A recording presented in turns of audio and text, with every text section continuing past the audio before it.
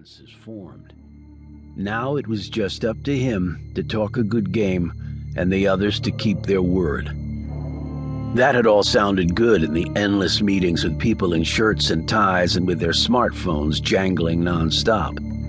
Out here alone, with nothing around him except the bleakest landscape one could imagine, it all sounded delusional. But he was still a soldier, so he soldiered on. He worked his way toward the mountains in the distance.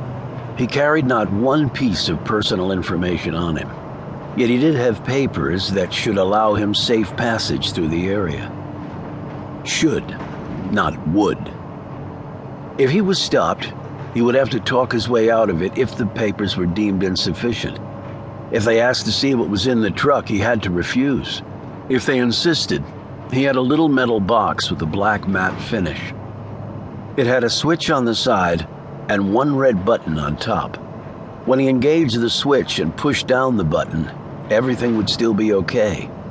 If his finger came off the button while the device was still engaged, he and everything else within 20 square meters would disappear. He drove for 12 straight hours and saw not a single living person. He glimpsed a camel and a donkey wandering around. He saw a dead snake.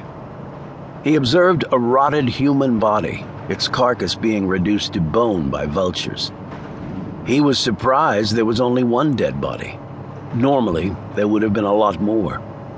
This country had seen its share of slaughter. Every so often another country tried to invade it. They quickly won the war and then lost everything else and went home with their tanks tucked between their legs.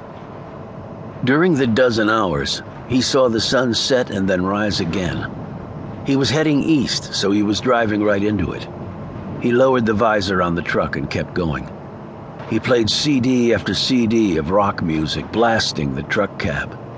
He listened to Meatloaf's Paradise by the dashboard light 20 times in a row, as loud as his ears could stand. He smiled every time the baseball announcer's voice came on. It was a little bit of home out here. Despite Meatloaf screaming at him, his eyelids still drooped, and he kept jolting back awake after his truck had strayed across the road. Luckily, there was no other traffic. There weren't many people who would want to live around here. Foreboding would be one way to describe it. Insanely dangerous would be another, more accurate one. 13 hours into the trip, he grew so tired that he decided to pull off the road to take a quick nap. He had made good progress and had a little time to spare. But as he was about to stop, he looked down the road and saw what was coming. His weariness vanished. His nap would have to wait. The open bed truck was speeding directly at him. The truck was driving squarely in the center of the road, blocking passage in either direction. 2 men sat in front. 3 stood in the bed, all holding subguns. They were the welcome wagon, Afghan style. He pulled partially off the road, rolled down the window, let the heat waves push in, and waited. He turned off the CD player, and Meatloaf's baritone vanished. These men would not appreciate the rocker's prodigious pipes or lustful lyrics. The smaller truck stopped beside his. While 2 of the turbaned men with subguns pointed their weapons at him, the man in the truck's passenger seat climbed out and walked to the cab door of the other vehicle. He also wore a turban. The bands of sweat soaked into the material spoke of the prolonged intensity of the heat. The driver looked at the man as he approached. He reached for the sheaf of papers on the front seat.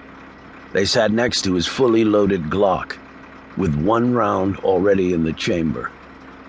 He hoped he didn't have to use it, because a pistol against a subgun would only have one outcome: his death. "Papers?" the man said in Pashto. He handed them through. They were appropriately signed and distinctively sealed by each of the tribal chieftains who control these stretches of land. He was counting on it that they would be honored. He was encouraged by the fact that in this part of the world, not abiding by a chieftain's orders often resulted in the death of those who disobeyed. And death here was nearly always brutal and